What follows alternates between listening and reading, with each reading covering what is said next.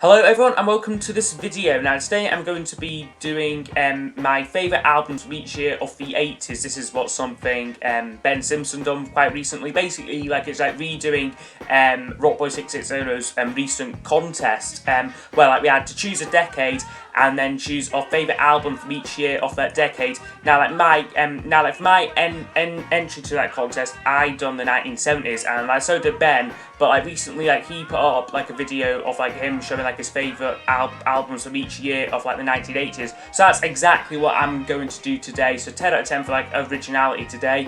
Now someone did ask me to do a year of music video for the year of 1980, quite a wee while back, and I did make the video, but I wasn't too pleased with the way it turned out, because there wasn't really that many great albums released that year.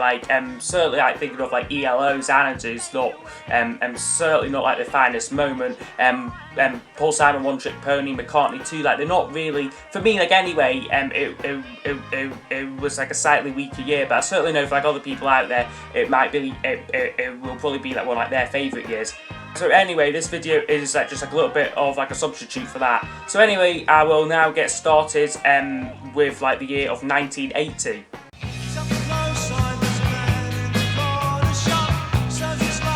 So yeah, guys, you saw there, for my pick for 1980, I've gone for the Jam and Sound Effects. Now this, it isn't my personal favourite Jam album. That would probably go to All Mod Cons or Setting Suns, but this is still a damn good album. We have a couple of absolute classic tracks in here. Start and That's Entertainment were both hit singles from this album. Also there's a couple of more popular album cuts as well, so Pretty Green and Man in the Corner Shop. And then there's some more obscure Jam stuff as well. I'm thinking of But I'm Different Now and Dreamtime and Music for the Last Couple. I really like that one. I know that I know that that's not one of the most popular, but I love Music from the Last Couple. So yeah, great album. I'll just quickly show the records and stuff for these. There's the label there. So yeah, fantastic album. Certainly the best from 1980 for me. I mean, I could have I was thinking of doing honourable mentions for this video, and I'm not going to show them, but I think the only thing that could rival this from 1980 would probably be maybe John Lennon's half of Double Fantasy, but that's littered with Yoko stuff as well. So certainly this would be the best from 1980 for me. And I wonder, yes I wonder.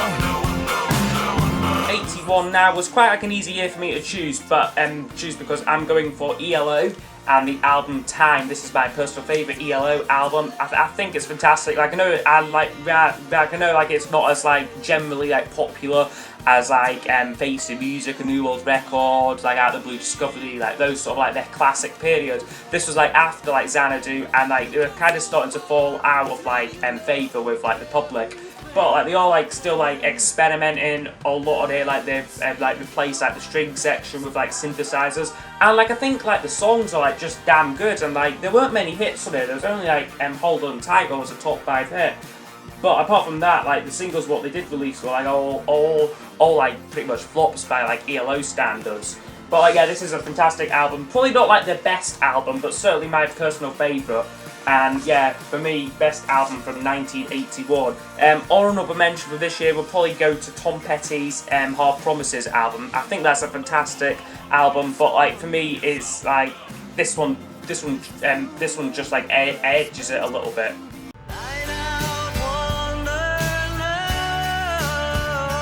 Right, so now 1982 was quite an easy year for me to pick my favourite. I've gone for Paul McCartney and Tug of War. This is probably one of his best solo albums, probably his best Post Wings album actually. Some cracking songs in there, and really a return to form for Paul. He'd been sort of ELO, sort of falling out of public favour in the late 70s, early 80s. But here, he came back and with a hit single Ebony and Ivory. I know that song does get mocked quite a bit, but I do enjoy it. But it isn't one of the best ones I got it. I mean, stuff Tug of War, Somebody Who Cares, Ballroom Dancing, The Pandas Singing, Wanderlust. A lot of classic McCartney stuff in there.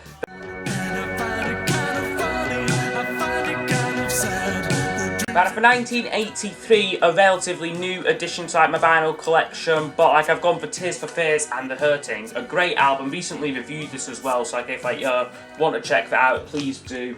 A lot of great songs there. I mean, The Hurting, Mad World, Pale Shelter, Soft for the Children, Change. Really consistently great album, and like a little bit darker themes and that in it, but like it's a really great record though. Just show like the inner sleeve and stuff. I didn't think that like record labels too interesting, what I remember, but yeah, fantastic album. As far as like competition for this year goes, I mean we had albums from like McCartney, again Pipes of Peace, but that's not one of his best. Secret Messages, ELO, but again not one of their best. The only one that I think what could have like maybe like rivaled this for best of like the year would be Paul Simon's Hearts and Bones, but certainly like since that was like a bit of like a flop, I had to give it to this album because it is a really consistent piece of work, and like it's a fantastic album.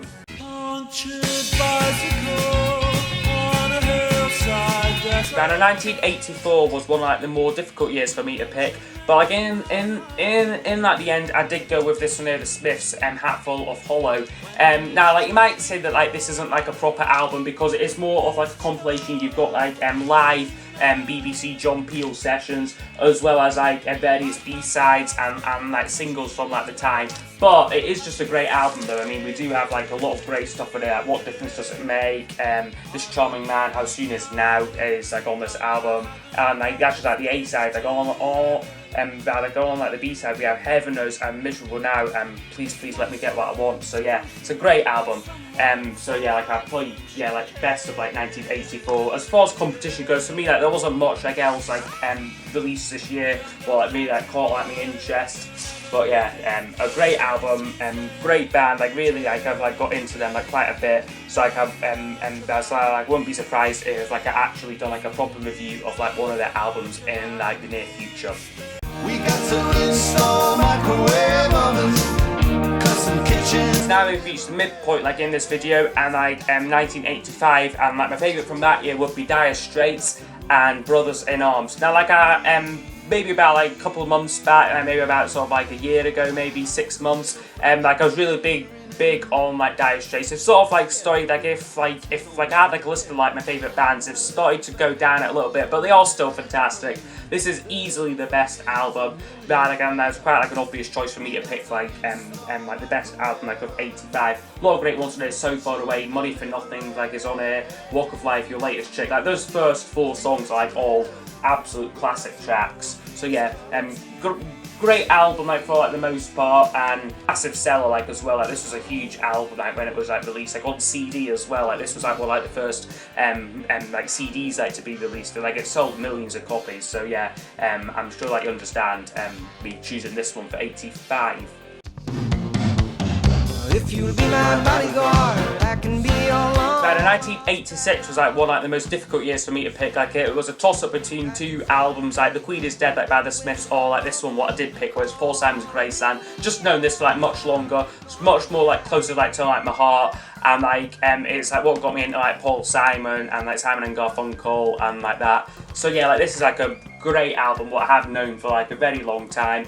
Stuff like The Boy in the Bubble, Graceland, Diamonds on the Soles of Her Shoes, You Can Call Me Out, Crazy Love. Fantastic songs there, and like certainly at the peak of like his solo career, that like on this album, and like again was like a revival for him. Like he'd been like in like a bit of like a slump in like the late 70s, early 80s, but this he just came back flying.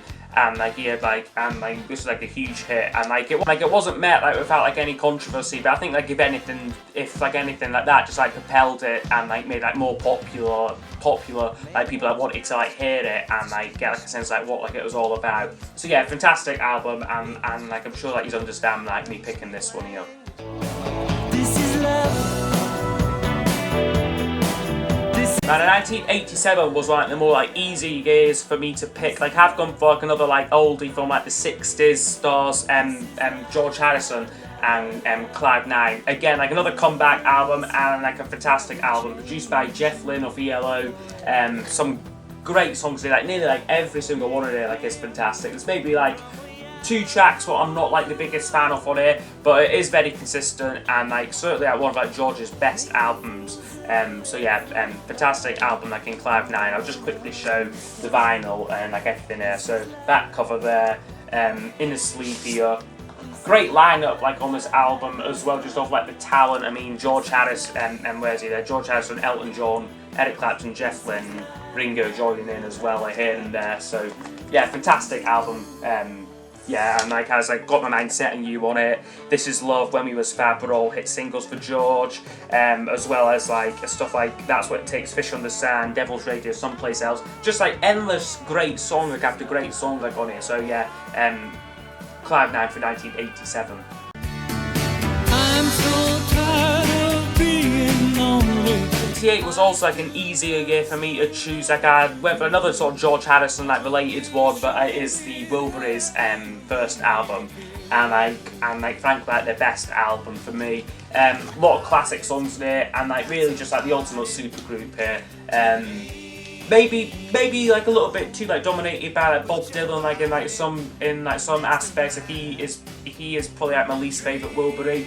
But like just like the way like they do like collaborate like together to like make like these songs is like fantastic, and like yeah, they were a great band like when like they were great. I weren't around for like too long because after this album Roy Orbison like unfortunately passed away, and like they made like a follow up but it wasn't like as good. So yeah, fantastic album though. I'll just show like the inner sleeves there. Thinking of like re-reviewing this because I reviewed this like way back when like I started like my channel, and like it wasn't like a very flattering review because I was a little bit disappointed with this like on first listen, but it has grown on me like quite a bit like as an album and like just like as like a concept, like after like getting into like Tom Petty and like Jeff Lynne, just like the idea of like having like some of like my absolute favourite musicians together in like one group is like fantastic. So yeah, the Wilburys favourite for 1988. Yeah, running down a dream that never would come to me. Right, now finally 1989. Now like, this was like quite a bit of like a toss-up for me, but like I did go for like Tom Petty and Full Moon Fever, but like the one that like I was sort of like thinking is maybe like more worthy of it was the Stone Roses album here. Surprising choice for me, but like I've like recently like got into them and got like the greatest hits CD. Like I'll show all this in like my next vinyl update, I'm sure. But yeah, like I did go for Tom Petty because again, like I've like known this for like a bit longer, a bit closer like to my heart, like as an album. And this is like a fantastic Tom Petty album. Like anyway, I mean we've got Free Fallin', I Went Back Down, Running Down a Dream with all like 3 of his most popular songs, as well as some great album cuts as well. Really like there's no filler like on here. And like again, like my last 2 choices, produced by Jeff Lynne, like he was really like on like a roll with like producing like artists like around like this time, and he co-wrote like most of like this album as well. And just quickly show like the vinyl here, why not? I've like had this for like a wee while now, like this vinyl copy of it here. It's like what got me into Tom Petty. Just sold it dead cheap in like a record shop, which is like a bit like unusual because it is a slightly rarer vinyl. And there's the label to it there. So fantastic album from Tom Petty, and like I'm sure most people will like understand why this is like my favourite from like can't get back in, but like yeah, like I'm sure most people like understand why this is my favourite from 1989. So as we come to like, the end of this video, like I'd be interested to know like some of like your favourite albums from like the 80s or from like each year, like off like the 80s like I've done. Also, if like you'd like to see any of these albums reviewed, please leave suggestions like in like the comment section. And I will see you all next time. Please like, subscribe, and yeah, I'll see you next time. Goodbye.